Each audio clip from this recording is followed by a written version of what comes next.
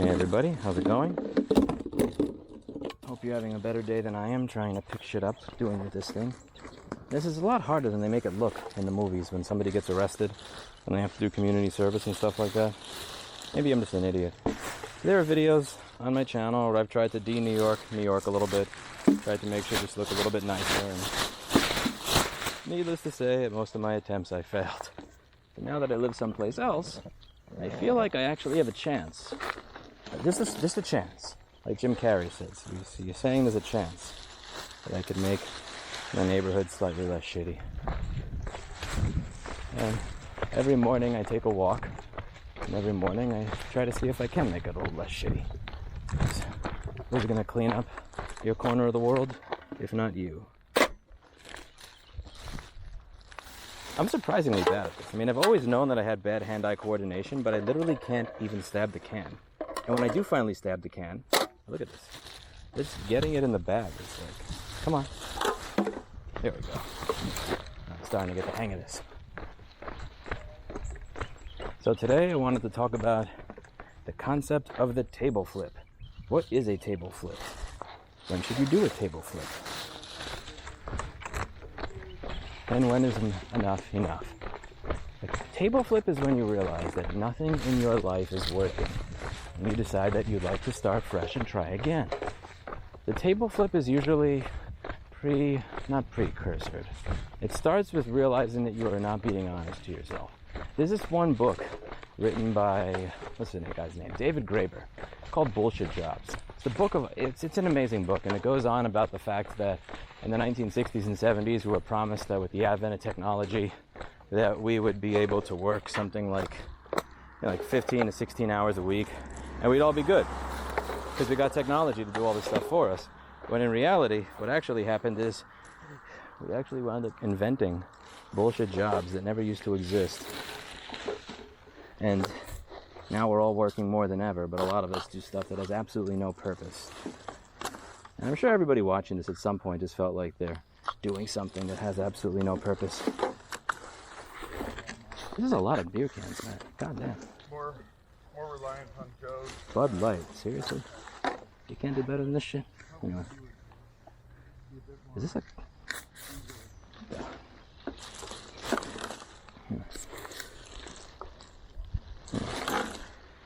So there's a couple of table flips that I've had to do in my life where I've just kind of started from scratch. I thought it'd be fun to talk about them and maybe figure out in the comments. Ooh, is that Fireball?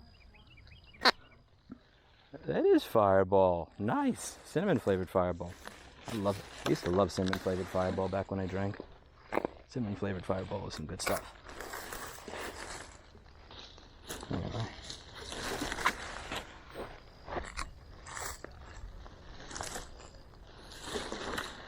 Yeah, so now at some point you may find yourself realizing that you don't really know what you do anymore, or why you're doing it. So lying to yourself is a big part of when you realize there is a need for a table flip. The other is something called the sunken cost fallacy. The sunken cost fallacy is when you figure you've been going down a certain path for so long that you have to keep going down that path. Because if you don't, well, then you wasted all the time that you went down it, or maybe there's eventually going to be something at the ends of the rainbow for you. Are you serious? Man, I was always the last kid to get picked for kickball or anything, dodgeball or anything like that as a kid, and now I know why. I'm 35 years old and I can't stab a beer can. Sick. There we go. If nothing going to make me better with my hand-eye coordination. This is what always fucked me when I took martial arts. No hand-eye coordination. None. Zilch. There we go. Pretty. There's a saying about talking and chewing gum at the same time. I can't talk and stab beer cans at the same time. But that's a tough one. That's a tough one. Come on. Get. How the hell did you even get all the way in there? Alright, so you have lying to yourself as one. And sunken cost fallacy is another. My first experience with this was with Modell's Sporting Goods. Well, Dell's Sporting Goods was my first real job. When I say real job, I don't mean the first time I traded money for providing a service or something of value. I remember I started doing that with washing other kids' bikes when I was 9 years old. That's a tricky one. The first time I had, W-2, got a real paycheck, all that stuff. I worked there for about a year and a half, and I always thought if I made my department more money, at some point, maybe, if I did everything I was supposed to, I'd get a raise. You got a union raise. This is what kind of put me off to unions in the early days. Once you got in the union, which was, they forced you to join, you got a 17.5 cent raise. 17.5 cents. However, you also had to pay union dues that, it came out to something like an additional 30 to 50 bucks a week. I forget exactly what it was, like 30, it was something like 20, it was something, no, that wasn't it. It was something where you had to work something like 70 hours to make up for the union dues. It was just a giant scam, like most things are in minimum wage retail. I remember after a year and a half realizing that there was absolutely no way I was ever going to make more money at this company. I remember asking, because there was this one girl that used to sit next to me in Mr. Pellenkovi's English class, and God rest her soul. She actually got murdered by a boyfriend. Very sad story. But she would make fun of me because she made $8 an hour and I made $6, and she had a very dark sense of humor, very interesting person, but always, oh man, she used to punk me every single day over that shit. So I remember asking, what do I have to do to make an additional $1 an hour? Like, okay, let's say our sales in this department are, I don't know, 4,000 or 7,000 a day. If it goes up to 8,000 or 10,000 a day, would I be able to get $1? They said no. And I just thought that there's no way in hell that that's actually true. There's no way in fucking hell that if I increase this department's sales by thousands and thousands of dollars per day, that I can't get $1. And I figured out a way to do it. So this store had a very small store, so a lot of the stuff ended up going in the stock room. So I found a new way of putting out stock that allowed you to have as much stock out as humanly possible. So you know how they have those pegs at retail stores? There'd be pegs, and with the pegs you would have, like you could put maybe, let's say 3 pieces of merchandise, because they had those the blister packages, right? And in the blister packages you would have, with the blister packs, there's, man, I really can't walk and chew gum at the same time. Yeah, with these blister packs, there would be a bulge wherever the merchandise was. So I figured out that if instead of putting the merchandise just one by one the way it's supposed to go, if I kind of put it around like a kaleidoscope, like this one is going to have whatever the bulge where the merchandise is to the left, to the bottom, to the right, up, that I could put 4 times as much merchandise on a single peg. So there's usually a delay between a peg running out, a minimum wage clerk noticing that the peg is run out, and going into the stockroom and putting it out. But if you have all the stock out all the time, then there's less of a delay, which means that you're going to have less instances of customers walking in and not finding the product. Because for every one customer that's willing to go up to a stock boy and say, hey, do you have any of this in the back? Every one person who does that, there's about 9 customers that are going to say, fuck this, and go somewhere else. So after enough time of doing this, and also going under every single one of the gondolas are the things that have those pegs that you put all the stock on in the store, my department sales actually increased by over $1,000 a day. And guess who was still stuck with his 17.5 cent fuck-ass union pointed raise? Me. So this was an easy table flip, because at that point in life, you don't really have much to lose. I didn't know if there was ability to get a new job. I remember trying to apply for a bunch of different jobs. I went to the Apple, I'm not kidding, I went to a fucking Apple store back in 2005, 2006. I tried Radio Shack. I tried everything. And I was as good at getting a job as I was at stabbing beer cans. Got nothing. But I figured, I'm out of here. So I put in my 2 weeks. And then this person realizes that I was quitting. So there was this one day that there was no air conditioning. And this is New York summer. This place had either aluminum, if Mr. Dave Jones is watching, or a steel roof. It's pretty hot. And the place required you have a polyester jersey on. And I remember just taking my polyester jersey off. I kept my name tag on. Hey, I went up to every customer. Hey, how can I help you? I went into the stockroom, put out all the merchandise and all that stuff. The one thing I didn't do, wear the damn jersey. And then he tells me, why don't you wear the jersey? You gotta wear the jersey. And he's like, stop being a pussy because it's hot and wear the jersey. And that is the point at which I was no longer an employee of Model Sporting Goods. So, yeah, it was a fun table flip. So I didn't have a reference. I wound up getting a job at Good Temps, worked at Lowe's Home Delivery for a short period of time, $12 an hour for 3P delivery. And I got fired because I had what happened? At one point, I'm gonna be able to stab this shit on the first try. I'm telling you, at some point. Lowe's Home Delivery.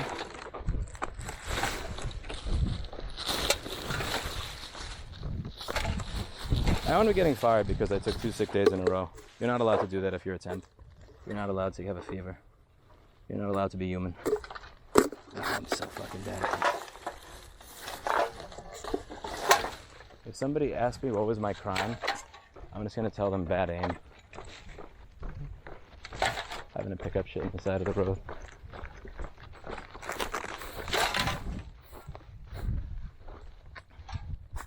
So at that point I realized the regular job stuff wasn't really working out for me very well.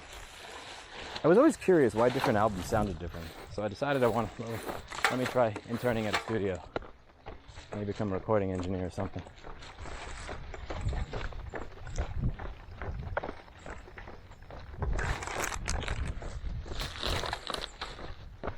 That was fun.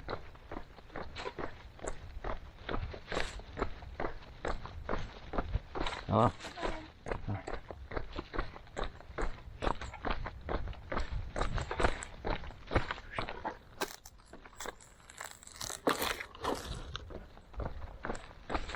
So I got an internship at this place in the Film Center building.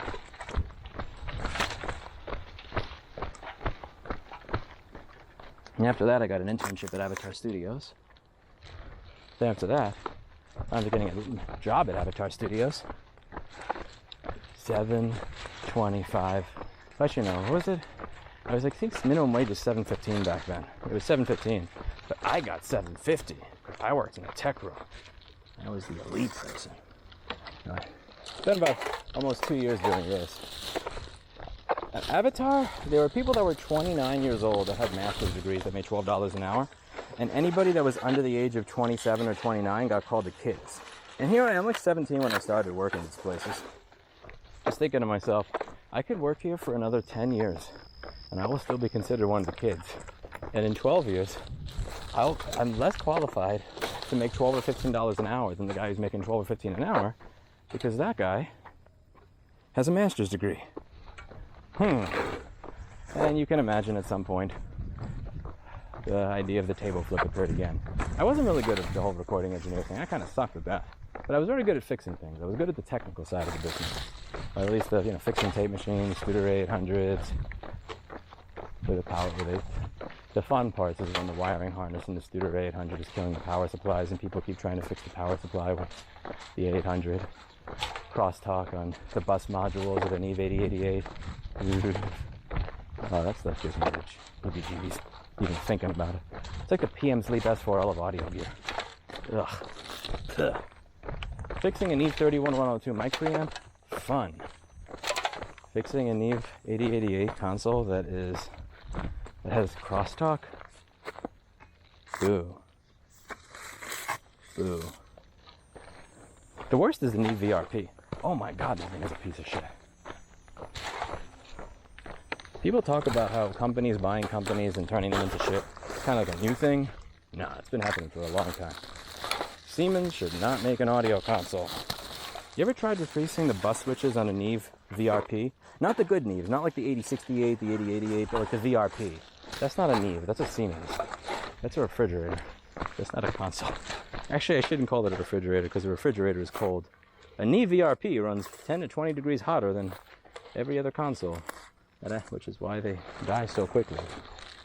Absolute piece of shit. Anyway, I realized, so I put about 2 or 3 years of my life into that. Worked minimum wage. When you look at a place like Avatar Studios back in the 2000s, this is a place where people in New York City they would throw each other in front of the train for an opportunity to work at a place like this. And yeah, they would. This is a and I decided to leave. After putting 1.5 years of my life into that. I actually tried to become an insurance salesman. That was a funny one. Atlantis Healthcare. I spent 45 minutes there as a health insurance salesperson. I'm never going to forget this one conversation I had with somebody there. It was something along the lines of, what was it? Oh yeah, they told me you have to put a person in your phone after you sell them. Like, you make sure that you put their name and your number, their name and their number in your phone. I'm like, oh, okay, yeah, so that I can make sure that should I put like information on the type of health plan they bought, and maybe somewhere in the contacts area or the memo field or something, so that I know what they bought with us? I said, no, nothing like that. And I said, oh, why am I adding it to the phone then? And they said, so that you never pick up the phone for them again. And I said, what? It's like, yeah, your job is to sell the person. Your job is to sell them. Your job is not to pick up the phone and do customer service for them. If you pick up the phone and do customer service for them, which is something they may expect because you were the one who sold them a product, then you will not spend that time making other leads. It will take away your energy. I'm just thinking, are you fucking kidding me? You're serious.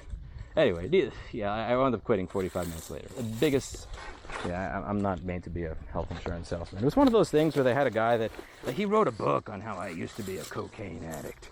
And now I'm an Italian with more hair than you and hair gel that wears a suit. And I made $1 million. And I'm going to tell you that if you want to be successful in life, what you need to do is follow what I did. Forget everything that you know. Become a blank slate. Allow us to reshape you into the man of the future that can be just like me. Yeah, I wasn't into the brainwashing shit. Didn't work well. Table flip. I had no idea what I was going to do with my life at that point. I bought so I needed to do a recording session. I needed to finish a recording session for somebody. Required Logic.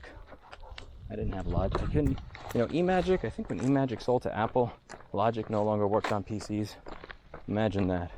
Imagine that. Apple putting something behind a walled garden. Who would have fucking thought it, right? But yeah, it happened. So I had to find a way to use Logic. So I bought a MacBook. Came broken. I got a partial refund. I fixed the MacBook. I didn't need it anymore. I sold it. I made like $200 to $300.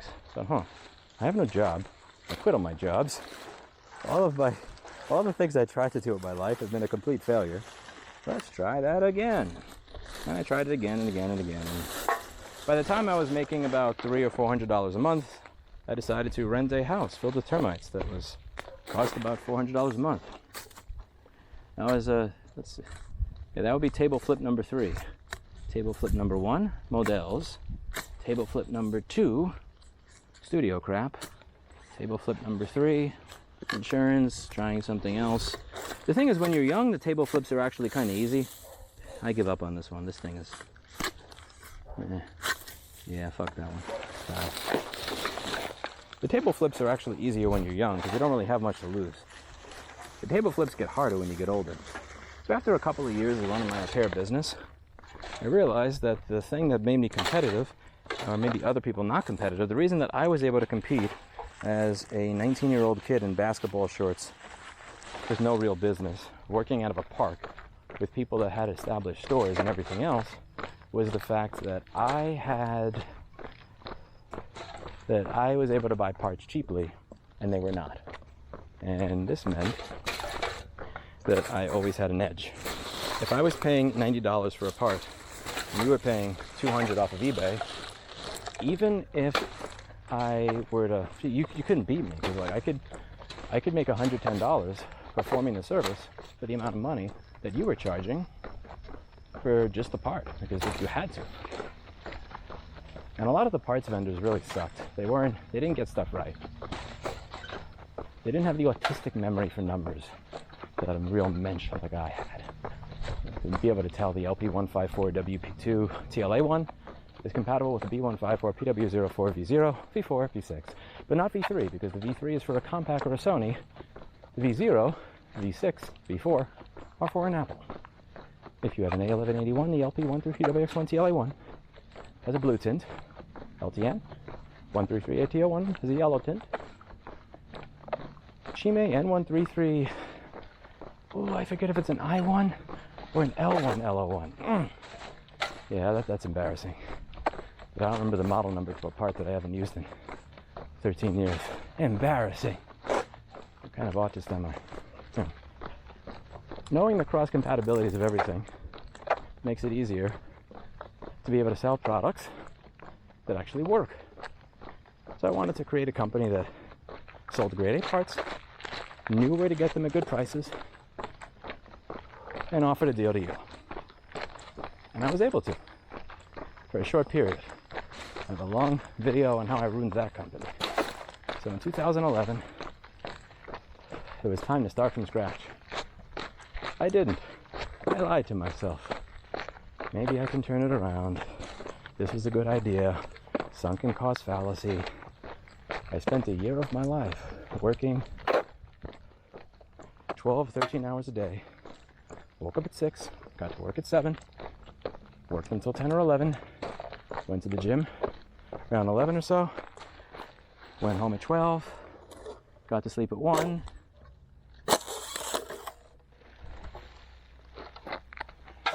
Let's start again. If you do that for a year, you think you're going to be able to admit the idea that you just put all this time into was a fucking failure? Not even close. Not even close. I wasn't ready to do that. So what I did was I kept going. No table flip. Until 2014. 2014, close, table flip. That year I started doing board repair a little bit more seriously. Instead of just being something that I would mess with at the end of the day, I put all my time into it. Started recording videos on how to do it. And I think my company, after being around for 6 years, was one could argue slightly more successful from that point onwards.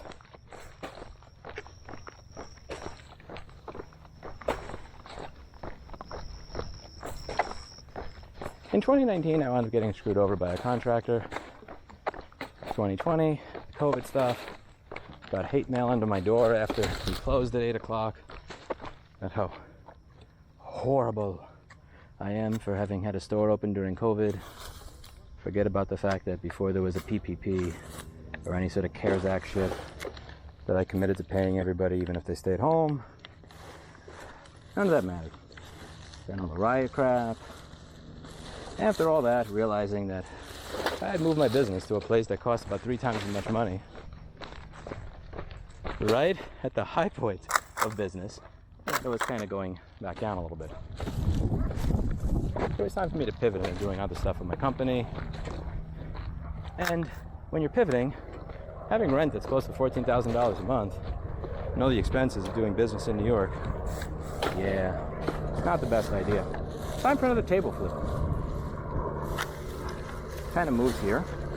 Started working for that person that gave the $1 million grant to Repair Preservation Group years earlier. A few years later, kind of did another table flip. Starting to pivot my company more towards a data recovery company rather than a Mac repair business. What a bunch of really cool toys. Chris has a lot of really cool toys. I'm kind of jealous of Chris, honestly. He's got some cool stuff in his space. You should see the manual that he has.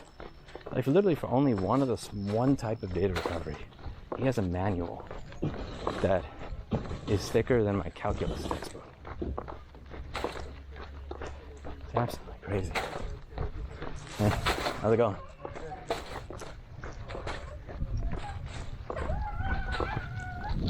Started doing that. I actually flunked out of college 3 times. My last time I failed out was around 2008, and I decided to try passing all the classes that I failed. That's kind of fun. I actually started taking college classes. That was a very interesting table flip. So I've done a bunch of these table flips so far, and one thing I've noticed, there's a few things I've noticed. Each time I've done one of these table flips, I had to accept that I was lying to myself about the fact that there was, okay, give up on that one. Only so much we can do. Each time I did one of these table flips, I was usually lying to myself about the fact that there was any chance of success in the field that I was currently in or the path I was currently on. It was very difficult for me to leave the path I was on because of the sunken cost fallacy, the amount of time I invested in it. And there was also a fair amount of risk involved in ending it. With my supply company, if I closed, I had to then tell the people that helped fund that business that I had no way of ever paying them their money back.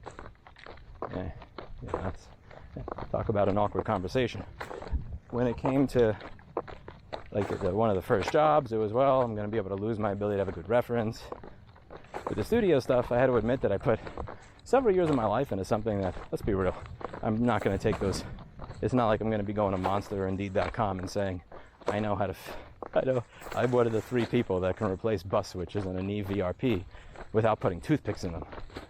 Which, trust me, again, if you were one of the people that was around when New York City actually had studios and wasn't just a playground for gentrified children whose parents are funding their $300,000 fancy college expedition, back when it actually had small businesses and some character and some personality, back when New York had recording studios, all the ones with Neve VRPs, even the ones with staff technicians, goddamn, toothpicks, the stupid ones would put paper clips or pins. Those people were idiots, true idiots. But the smart ones would use toothpicks because it's not electrically conductive. But the reason I say the smart ones use toothpicks is because paying somebody $75 an hour to fix a console that's just going to get fucked up again anyway, probably the smart thing to do.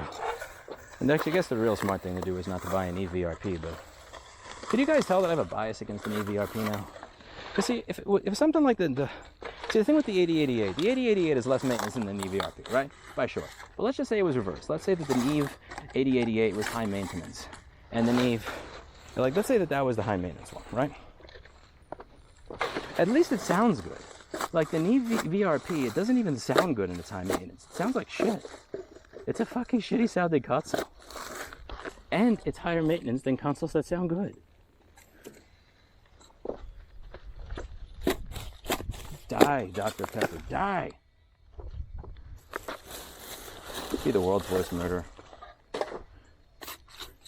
You could hear every one of the in the movie Psycho, except every single one of them would be a miss. Yeah, I can. Someday I'm gonna stab it on the first try. You know, it's really funny that I can run these jumper. I have 1,000 videos of me soldering stuff that's like half the width of a human hair, and I do it with precision. But I do it crooked. It's always with precision, but a little bit crooked. When I solder a chip on, it's 99% perfect, but a little crooked. The wire, almost perfect, but a little crooked. And then here, it's the same shit. It's like when I'm stabbing something that is the size of my arm. Almost there, but a little crooked.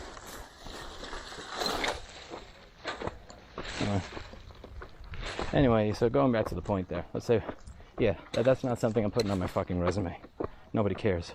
There is no job doing any of that shit anymore. And if there is, you have 90,000 people competing for it that have way more experience than I do. So it was kind of difficult to accept ending it, or is not going down that path, because I'd have to accept that the amount of time that I invested in it was gone. I have to accept that the amount of time that I spent building a New York client base was gone. But do I want to keep being audited every single year? I had an audit right after my New York audit. I published the results of the New York one. 0.1% error rate. You know what the result was of the one afterwards? 2 years? Guess what my error rate was? 0.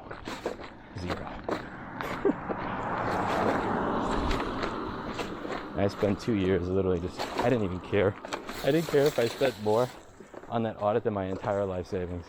I was gonna have a 0. Just to make the point. But is that the life I wanted to live? No. Did I want to live someplace where no matter how much money I made, as long as I wasn't worth $4 to $10 million, I would feel like I was poor every day. Like I couldn't hire somebody to put together a floor. Hey, everybody. Ironically, Eugene wasn't the lowest bid. He was the third to lowest bid, I believe. Somewhere around second. But there are people that wanted $150,000 to $300,000 to do this shit. I mean, is that what I wanted to live for the rest of my life? Someplace where don't get me wrong, I wrote that long community post on why I stayed in my neighborhood versus going some fancy schmancy gentrified shithole, but do I really want to get my cat litter stolen or have to worry about if if I don't take my box in, somebody will break open the door to steal my cat litter. Like, do I want to pay $2,300, $2,200 a month to live there? No. Do I want to live someplace where I get hate mail under my door because I'm an asshole? I'm such an asshole that I told everybody they could stay home during COVID before there was any PPP shit, and I would go down with the ship. I will pay all of you. No laying off. No bullshit. No, it didn't matter. I'm watching like the Korean barbecue place down the block, the eyeglass shop, all this shit get ripped open and destroyed later in the year. Vetted audit. Vetted other audit. Vetted other 5. The laws they can't even fucking pronounce. No. I had spent a long time at that point, about 15 years, building a client base locally. That was not an easy thing to accept that I was giving away. Well, talk about sunken cost fallacy. But it was a good decision. And it wasn't just a good decision because of business. Again, my business technically makes less money now than it did when it was in New York City. It does. Also, I promised everybody a raise if they came and moved with me, and a year of free rent in a place. I wound up making it a year and a half. So my place makes less money, and I gave everybody a raise that I promised them for moving. So yeah, as a company, let's just say, yeah. However, life has gone up, quality of life has gone up considerably. There are more important things than money. I do have that job at that other person, but still. Like, for the most part, money kind of evened out. But, like, I wouldn't say that I make more now than I did in overall than, let's say, 2019 or 2021. However, I am happier. Made new friends here. Like the environment. Enjoy the events. A lot of stuff about myself that I challenged. Anytime. Pleasure meeting you. What a nice guy. You see, there's that interaction right there, right? See, like, I'm picking up trash off the ground and somebody says thank you. If I was picking up trash off the ground like I did in those videos in New York City, somebody'd be like, why the fuck are you in my way? Probably bump into me. No, but in all seriousness, I've had so many fun and interesting experiences since I moved here. Tried new things, I challenged myself to try new shit. I really enjoyed it. Even the other thing, like, let me try taking the college class that I failed as a teenager, just for fun. It takes time. Table flips can be fun.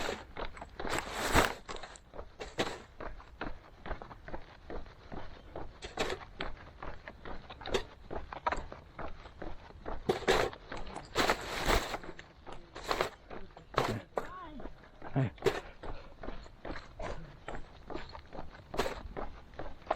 This road is boring. No litter.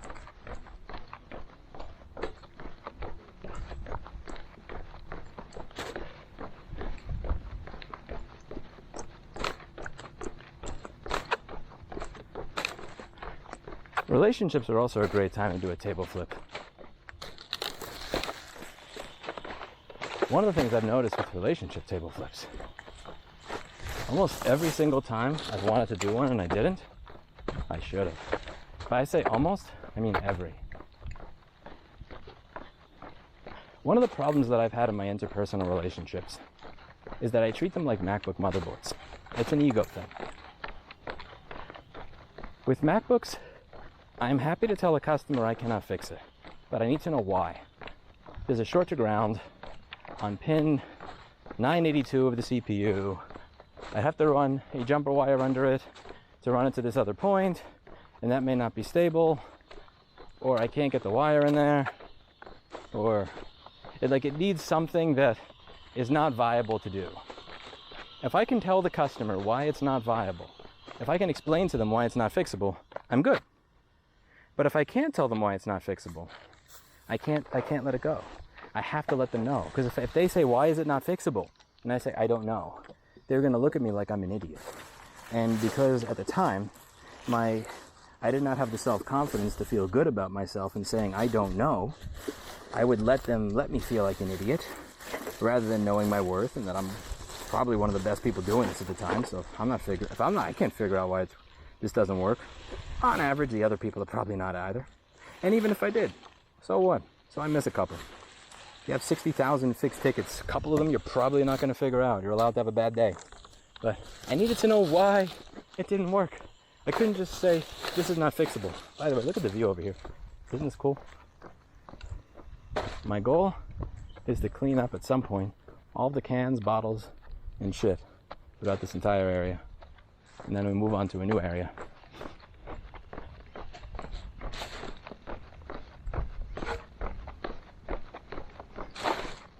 Anyway, I have to know what's wrong. I have to know the problem. Like, once I know what it is, I could give it back to you. But if I don't know what's wrong with it, I need to know what it is. And the reality is you don't need to know why it's not fixable. You just need to know that if you're charging $200 or $300 for something, that you cannot take 45 hours of time to try and figure it out. Like, the lowest salary at my business today is $30 an hour. The base. Right now, the base. For all the people that currently work there. In the past, I've had interns or assistants, but like, right now it's 30. And the high is much higher than 30. So, if you have a board to be fixed, oh, that's metal. I cannot spend 20 or 30 hours on it.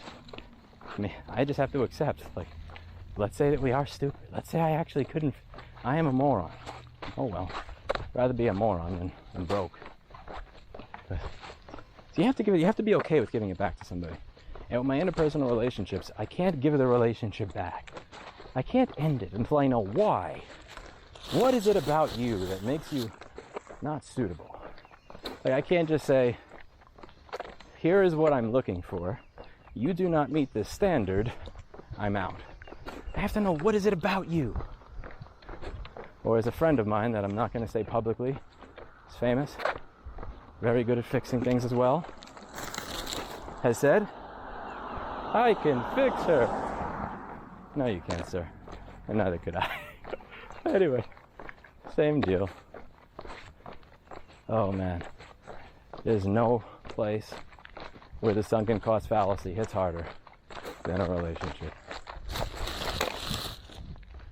Needless to say, you do not have to figure out why.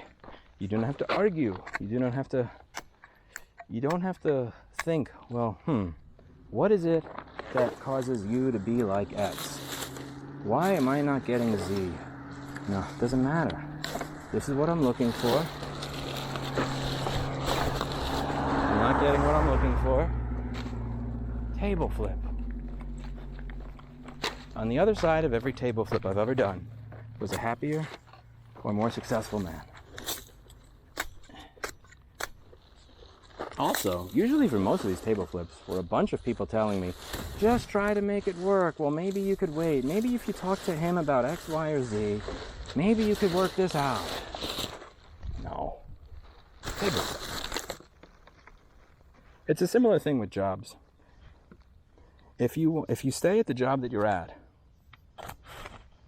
you'll get your shitty... One second, just make sure that this thing's actually still recording. Okay, it is. Beautiful. If you stay at your job, you'll get your 1 or 3% raise a year. If you quit and you go somewhere else, you'll go from 60 to 75, 75 to 90, 90 to 130, and so on and so forth. Table flips are a good strategy. They've served me well. It's also probably why I'm missing as much hair as I am. It could be argued the other way. Maybe if I table flipped much sooner, I would have more of my hair, because I would have left annoying situations much sooner. Most certainly that would have been the case with interpersonal relationships.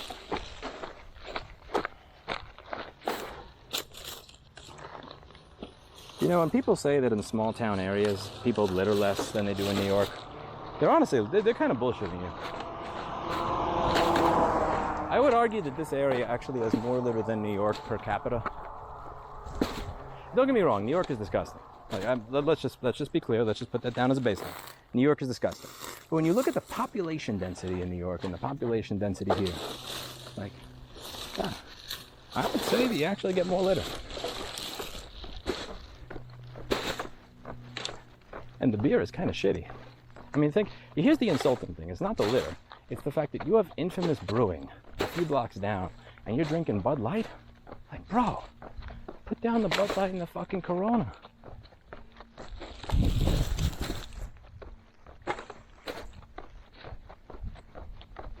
It's like living across the street from SP Steakhouse and choosing to go to Fogo de Chao. What the fuck's wrong with you? Bud Light and Corona.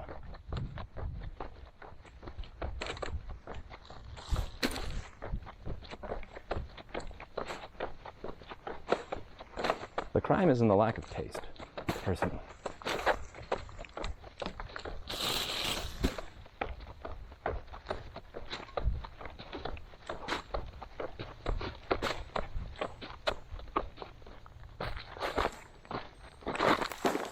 Nice try. Oh, I suck at this so bad. Come on. I'm gonna get better. You'll see. You'll see. When have you had to do a table flip? Why didn't you do it? And did it get harder as you got older? It was much easier to... Wow, first stab, actually got it. Finally starting to get somewhere. I think I need to get a belt to hold my water bottle. I can't fit in my pocket in these pants because I got too much crap in my pockets already. Yeah. I got something to hold this. That'll be much better for next time.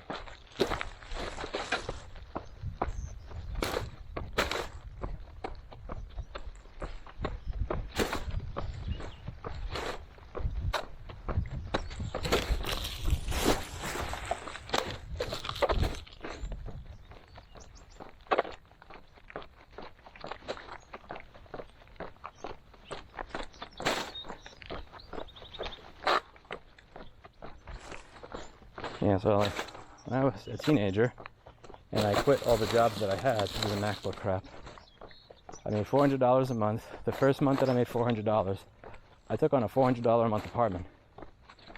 That was surprisingly not nerve-wracking. Nerve-wracking is moving across the country when I have savings, a job, a business with 1,700 five-star Google reviews, fame, all this other stuff. The more you have, the more you have to lose. And the harder it gets to flip the table. But here's the thing. If your life is completely fucked, if you're on the bottom rung of it all, table flipping is actually easier. And because table flipping is required to not live a life that's hell, to not suffer doing something that you hate, to not suffer being surrounded in an environment where people don't like you, or a place where you don't like, or doing work that doesn't fulfill you, or even worse, doing work where you actually believe that it's not even like you're doing nothing like David Graeber's bullshit jobs, but you're doing work where you actually make society worse. It's almost like you're, I hate to say it, but man, when I had nothing, it was almost like I was actually better off. When it comes to stress-wise, at least. Because when you have nothing, the table flips are actually quite easy to do.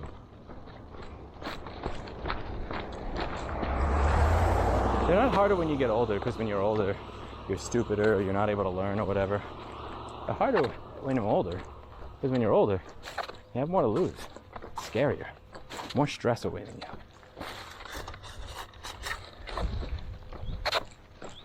Who wants stress? Cortisol is no fun.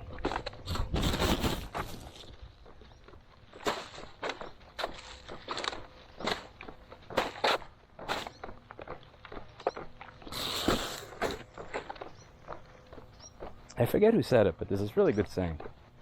Something like, you could pay the cost up front, or you pay every day for the rest of your life. Every day for the rest of your life, APR is 30%. Pay up front. It's a good saying. A very good saying.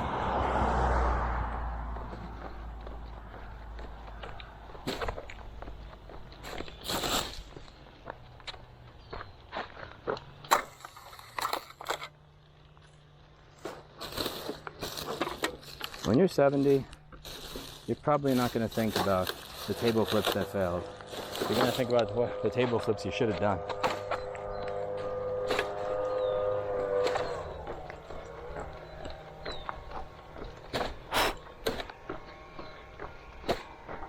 I'm gonna become a regular Unsullied from Game of Thrones after this.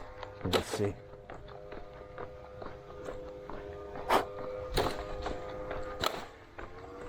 Hope so.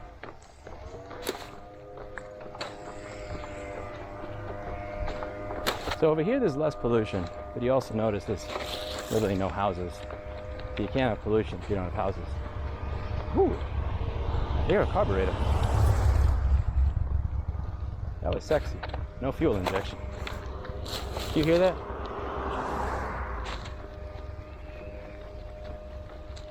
Probably not. There's a lawnmower on. Oh, look, it's a butterfly. Look at the beautiful little butterfly. What an adorable little creature.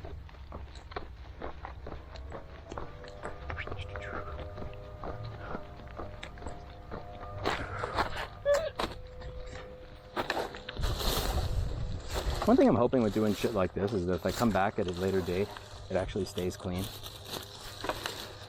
In New York, you know, when you saw that I was on my bike and I would get off my bike to put a garbage pail that tipped over and put it back up and take the garbage and put it in there, you know I was wasting my time. It was going to be back like that in 80 seconds. Not even. Almost like somebody's watching. So if they could see, wow, somebody made it clean. Let's fuck it up again.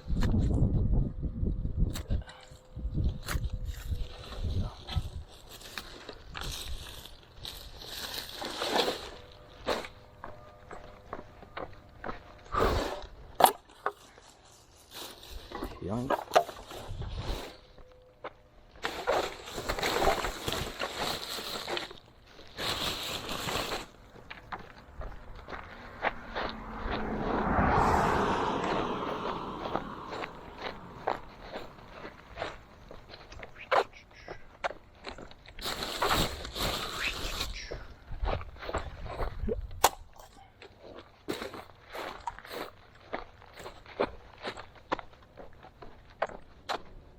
Huh?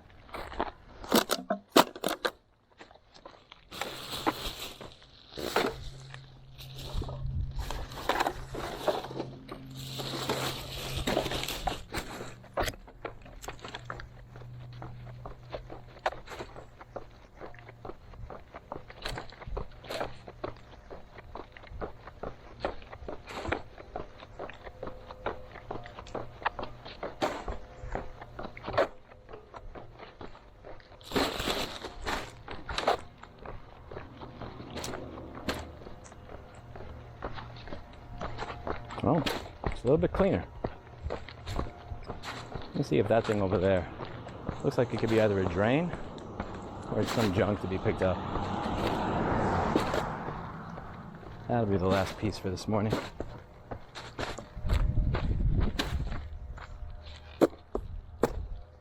Well, leave a comment down below. What are the table flips you put off doing? What are the ones you've done that worked out well? What are the ones you've done that worked out poorly? And when you're 70, do you think you'll look back on those table flips fondly? Happy that you tried something different? Or do you think you'll think about it with regret over and over again? Hopefully it's something you look back on fondly. Even if it didn't work out, even if you didn't succeed all the way, you tried. That's more than a lot of people can say. Hopefully more people can say that after this. That's it for today. And as always, I hope you learned something. You should try this, especially if the weather's gotten nicer in your area. Find some random area in the middle of nowhere. And buy one of these stick things. Get a garbage bag. Bring water. Make sure you're hydrated. Try to make it a little less shitty. Just a little less shitty. A little less shitty. Yeah. I think it's just a few more repair shops know how to fix something they couldn't fix otherwise. A few more customers know that their data doesn't have to be done. A few less pieces of plastic and paper and shit degrading on the side of the road. That can be your legacy. You made the world slightly less shitty in your own corner of it. Nobody has to know who you are. For you to be happy about it. Makes me happy. See you in the next one.